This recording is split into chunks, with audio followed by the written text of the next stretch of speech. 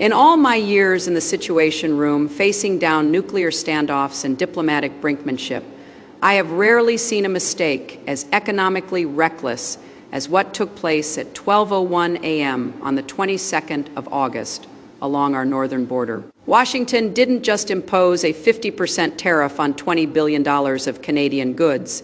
They reached back to 1930, dug up a depression. Era statute no modern president dared touch, and shattered a century of North American trust. Let's cut through the cable news soundbites and look at the real price tag. I do not want to discuss this with the superficial spin, partisan posturing, or rapid-fire theatrics of 24-hour cable news. This moment demands seriousness, historical perspective, and unvarnished honesty. What is happening right now between Washington and Ottawa is not a routine trade dispute or a tactical tariff adjustment. It is a structural rupture in the post-war economic architecture that generations of American and Canadian leaders worked painstakingly to build. And make no mistake, the choices being made right now will not stay confined to diplomatic suites. They are going to reach straight into your household budget, driving up grocery bills, inflating construction costs, and putting the livelihoods of working families on the line. Let us look closely at how we reached this breaking point. Over the past several days, both sides engaged in round-the-clock negotiations, attempting to find a workable face-saving off ramp. But late last night, that fragile diplomatic effort completely fell apart. Canadian Prime Minister Mark Carney made the dramatic decision to suspend negotiations and recall his entire delegation back to Ottawa, stating unequivocally that Washington's last-minute demands were fundamentally unfair, economically unviable, and destroyed the credibility of any potential deal. And then, at 12:01 this morning, the hammer came down. The United States officially enacted a punishing 50% tariff on roughly $20 billion worth of Canadian goods. This represents an unprecedented escalation between two historic partners, setting off an economic shockwave across North America. Now I truly understand why this decision is so extraordinarily dangerous. We have to look past the political theater and examine the actual legal mechanism being deployed. In foreign policy and international commerce, the tools you choose to resolve disputes matter just as much as the outcome. The administration did not rely on the standard trade enforcement remedies that have governed international commerce for the last several decades. Instead, they reached all the way back to the Tariff Act of 1930, the Smoot-Hawley Tariff, and invoked Section 338. Let's be completely clear about what Section 338 actually is. It is a Great Depression-era statute that gives the executive branch broad, sweeping authority to impose retaliatory tariffs of up to 50% on countries deemed to be discriminating against American commerce. Yet, for nearly 100 years, through every single economic downturn, every trade dispute, and every shift in global commerce, American administrations made the deliberate choice never to deploy it. From Franklin Roosevelt navigating the post-Depression recovery to Dwight Eisenhower, Ronald Reagan, Bill Clinton, and Barack Obama, not a single modern president pulled the trigger on Section 338. The Congressional Research Service confirmed earlier this year that while the statute may have been referenced during negotiations in the 1930s and 1940s, it has never once been used in modern history to execute a tariff. Why did past presidents treat this statute with such extreme caution? Because Section 338 is an untested legal weapon with no modern regulatory framework, no implementing rules, and zero judicial precedent. Using it effectively bypasses our established dispute settlement bodies and tiers straight through the United States-Mexico-Canada agreement, a modern trade pact negotiated, signed, and ratified by our own government. Now let us be fair and honest about the underlying trade grievances themselves. Canada is not entirely without fault. In my years in public life, we repeatedly pushed Ottawa on areas where Canadian trade policies were genuinely frustrating for American producers. Their supply management system for dairy creates rigid, complicated barriers that shut out American dairy farmers. Their provincial liquor boards have systematically restricted American wine and spirits in ways that unfairly disadvantage our producers. Those are real, legitimate complaints. Any serious conversation about trade must acknowledge them. But having legitimate grievances does not give you license to burn down the entire legal house to catch a single problem. We already had an agreed upon rule of law framework to handle those disputes. We had the dispute settlement panels of the USMCA. When you bypass your own treaties and reach back nearly a century to wield an untested statutory hammer against your closest neighbor, you destroy the single most vital currency in global statecraft, predictability. The moment you signal that signed treaties can be overridden at any moment by executive decree, you do not demonstrate strength. You introduce chaos, and you leave every business, worker, and trading partner wondering if the rules of the road mean anything at all. Now let us move beyond the theoretical legal debates and look at what this decision actually means for everyday Americans. When you hear announcements out of Washington about imposing 50% tariffs on $20 billion worth of imported goods, it sounds like an abstract macroeconomic statistic. But $20 billion in trade penalties does not vanish into the ether.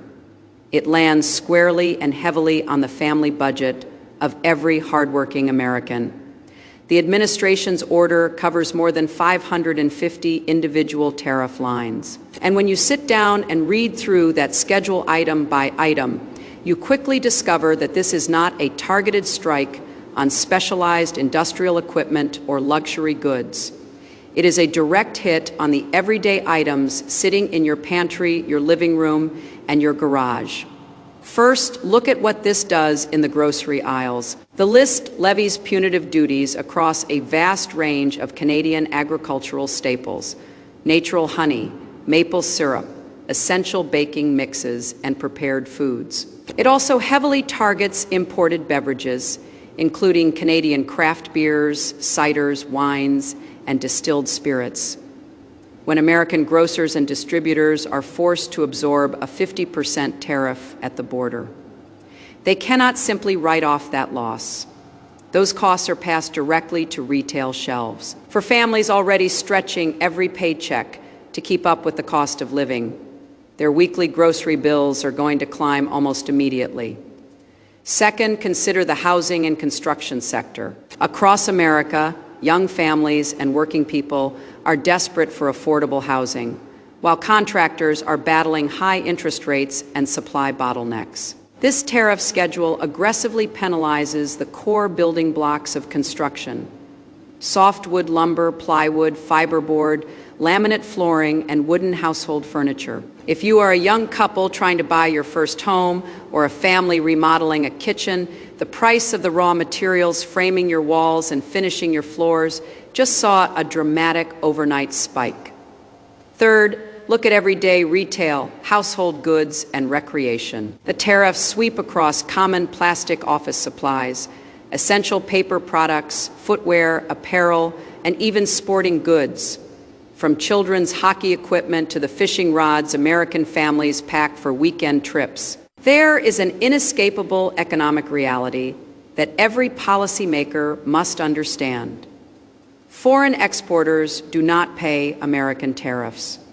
Tariffs are paid at our ports of entry by domestic American importers, wholesalers, and small businesses. And inevitably, those businesses pass those added expenses straight down the supply chain to the consumer at the cash register. Imposing a sweeping 50% tariff on basic household goods is not holding a foreign power accountable. It acts as a direct regressive consumption tax on the American people. In the realm of international statecraft, no unilateral action ever takes place in a vacuum. Every coercive measure generates an equal and often far more concentrated counter-reaction. If you want to understand the true peril of this moment, You must look at how the other side of the border is responding. Prime Minister Mark Carney and the Canadian government have made it abundantly clear that they will not simply absorb this economic blow or capitulate to intimidation. Ottawa has already laid out a comprehensive counter-offensive, announcing that a dollar-for-dollar retaliatory tariff schedule will take effect on September 8th. When you examine Canada's retaliation strategy, you see immediately that it was constructed with surgical political precision. They are not striking randomly. They are aiming directly at the bedrock pillars of American manufacturing and agriculture. Their retaliatory duties will land heavily on American dairy producers, Midwestern steel and aluminum fabricators, home appliance manufacturers, heavy agricultural machinery, pulp and paper producers, and consumer electronics. These are industries rooted in hard-working American communities. Sectors where profit margins are already narrow and global competition is fierce. By targeting these specific exports, Ottawa is ensuring that the pain of this trade dispute will be felt intensely across key American industrial hubs. But behind these dueling tariff schedules lies an even more perilous political deadlock. Throughout my career, I have negotiated with leaders from every corner of the globe, and I have seen incredibly difficult trade disputes resolved through quiet, disciplined negotiation behind closed doors. But diplomacy becomes virtually impossible when leaders convert complex economic negotiations into public tests of personal machismo and national sovereignty. Over the past week, we have heard reckless rhetoric dismissing Canada's independence, with some even suggesting that our neighbor wants all the economic benefits of being a 51st American state without any of the burdens. Let's be very clear. That kind of language is not only fundamentally insulting to an independent democracy and our closest partner in NORAD and NATO, but it actively destroys whatever diplomatic room to maneuver we had left. Prime Minister Carney cannot back down now without surrendering his political credibility at home. He has staked his premiership on standing firm against foreign coercion. At the same time, Washington has trapped itself by staking its own credibility on refusing to tolerate any retaliation whatsoever. This is precisely how a rational policy disagreement devolves into an uncontrolled escalation trap. Both sides have now staked out maximalist, deeply public positions from which neither can easily retreat without losing face. When performative toughness replaces strategic statecraft, the space for pragmatic compromise vanishes entirely. What we are left with is two historic partners sliding toward a mutually destructive economic cliff, driven not by strategic national interest, but by political ego. To understand the true magnitude of what is unfolding, you have to look beyond the immediate grocery bills and examine the deep structural integration of our cross-border supply chains. For more than 3 decades, American and Canadian manufacturing did not operate as two separate national economies competing across a barrier.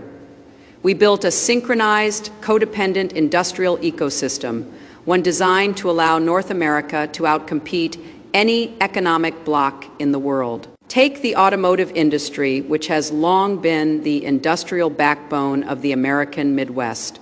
A single automotive component, whether it is an engine block, a transmission housing, or specialized electrical wiring, does not simply travel from one factory to another. It frequently crosses the United States-Canada border 6 or 7 times during the manufacturing process before the final vehicle ever rolls off an assembly line in Michigan, Ohio, or Ontario. When you slap arbitrary, unilateral 50% tariffs on parts moving back and forth across that border, you do not revitalize American manufacturing.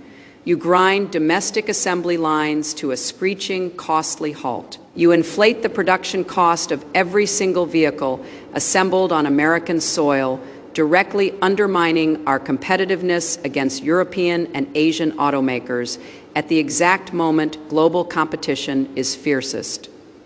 The disruption reaches far deeper than automobiles. Consider our energy security.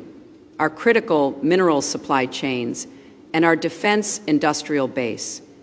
The United States relies extensively on Canadian crude, hydroelectric power, uranium, and rare earth elements to power our infrastructure and supply our high-tech industries. When we erect punitive barriers against our primary supplier of strategic raw materials, we place an artificial tax on our own industrial base, jeopardizing high-wage domestic manufacturing jobs and squeezing small and medium-sized suppliers operating on thin margins. And the fallout does not stop at our northern border.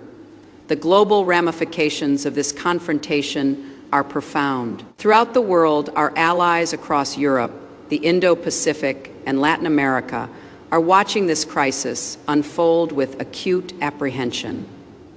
For generations, the cornerstone of American global leadership was the certainty that the United States honors its international agreements. When Washington demonstrates that it is willing to bypass ratified treaties and deploy century-old statutory powers against its closest democratic ally, it sends a chilling signal to every trading partner on the planet. Why would our partners enter into new bilateral frameworks, coordinate on supply chain resilience, or align with us against geopolitical adversaries if existing pacts can be dismantled overnight by executive decree?